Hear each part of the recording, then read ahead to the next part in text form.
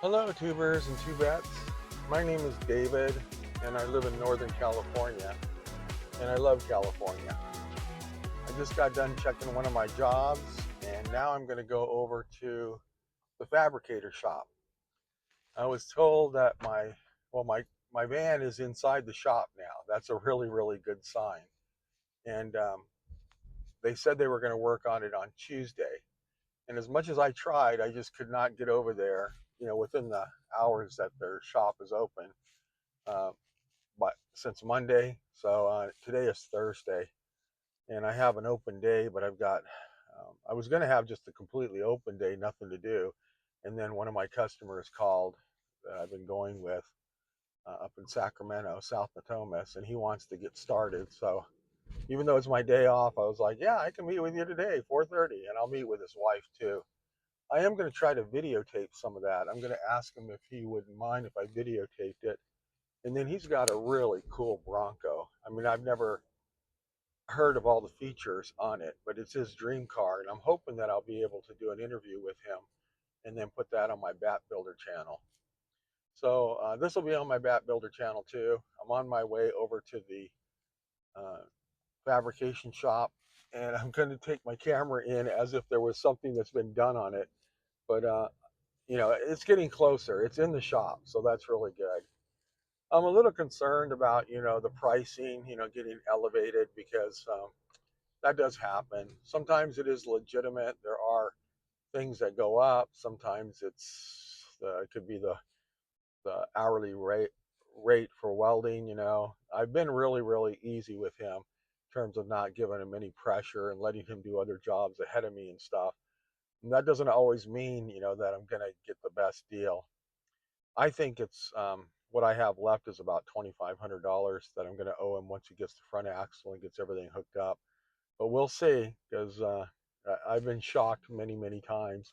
But I'm also on the other end of it, with swimming pools. We just did that $168,000 pool up in Rockland, and there was an extra $2,400, on that dig, and that's like nothing. I mean, that's like nothing. So but he was kind of complaining about it. I know my job superintendent was a little anxious about going over there because he had to collect the first payment, which is like 13% of 168,000. It's a lot of money. Uh, but we had about 2,100 square feet of concrete to demo. So, but he did get hit the payment, and the guy was actually really cool about it. He just wants somebody to explain to him the extra cost. And I'm the same way. I've got a couple of vehicles over there. He doesn't charge me anything to store them there. But on the other hand, he's supposed to be working on them, so that's why they're stored there. But on the other hand, it's a big advantage to me because I don't have a lot of space, to store a 30-foot truck with a Batmobile on the back of it. So um, that'll probably be my next one that he has. But I'm going to try to see if I can get my Hummer in there because we're going to redo some of the steering on it. Got this really funky steering thing set up where now that I put these wide street, kind of more like street all-terrain tires on it, it wants to follow the grooves in the road. And it has to do with that front axle and the steering box. I think it's called a pitman arm that goes to the front axle to the drag link is on the driver's side. And so because it's so short, and the drag link is so long and the wheels are so big, the rotational inertia of the wheels, it tends to, I don't know, it's kind of like driving I guess it's kind of like driving a car with a little, instead of a steering wheel, like a little arm coming out there, like you're trying to drive it like this. It wants to, it's even more because it's connected into the steering geometry. So what he has to do is he has to go from the steering box with a long pitman to the other side of the axle, to the passenger side of the axle, and that long pitman arm is, I think I'm saying it right, steering arm. That's what makes the difference. That's what really makes it. So now you've got a much longer arm, and so little variations, they don't get transmitted into the wheels as much. But he's saying on my Hummer it's going to be about $2,000 to do that. I'm not crazy about doing it, but That might be one of the things I want to get done. I also want to get these two side rockers from a Hummer. I want to get them mounted on mine, and then I have a bed for a Hummer that I want to get. I want to replace mine, and then I've got military Hummer doors, but they're the solid ones, and I want to get those mounted on my Hummer. And then I also have a windshield that I want to an aluminum framed windshield that I want to mount on the Hummer. That one is going to actually need to have kind of like, I guess, like an aluminum piece that's going to have to be welded on to match up with my roll bar, because it's a very unique roll bar in that the windshield acts like the front part of the roll bar. And the guy who came up with it was really, really smart. I mean, I thought that was an excellent idea.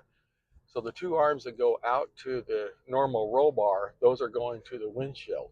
And the windshield, the frame around it is heavier than a roll bar. It's like really thick square tubing. And then he has, uh, like these pins that you can pull off. You pull them off on both sides, and then the two arms that go out there, they actually go together, and then you can pin it. So then you can drop your windshield, and you still have a roll bar behind you.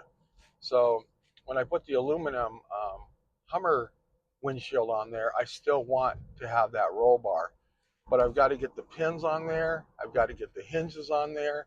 I got to get the thing mounted, and then I'm going to have to go get it powder coated. So there's a lot to do to get to that point.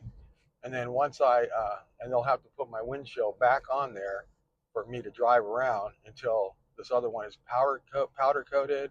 Then we're going to put tinted glass in it, and then it'll have to have the windshield wipers installed. So there's a lot of stuff to have to make it with this aluminum windshield. But it's going to be badass when it's all done. I mean, it's going from a civilian styled, fabricated windshield to it's HMMWV, a Humvee windshield, which is beautiful windshield. I mean, it's made out of aluminum. I mean, the government spent tons of money making these aluminum parts, and so I'm going to be replacing some of my steel parts with these beautiful aluminum military parts. So anyway, that's what I have going on that, and that may be my next one to come over. I do have my 57 Chevy. If I bring that over first and we can get it running and start to transfer the parts from my 56 to my 57, then I'll have a 57 and I'll be able to actually sell my 56 and all the stuff that I have that goes with it. And I have a ton of freaking stuff that goes with it. So, I mean, oh God, I have so much stuff. I'm going to have to start focusing on getting rid of some of it because I have it at my uncle's house. And he's 88 years old and going to turn 89. And he's starting to fall. And so he was in the hospital recently. And it really makes me, I'm sad for him because once you start falling, usually you're losing your balance. And he fell again, I heard, after he got out of the hospital. So there may come a time where they want to sell that property, and I'm going to have to get all my crap off of there. So before my Hummer, I might want to get my GMC over here, get these guys to get it running and transfer my registration over to it and get a bunch of the parts done because it's got to get done so that it's moving.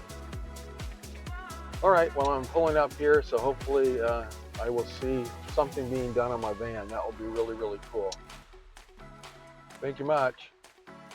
See you soon.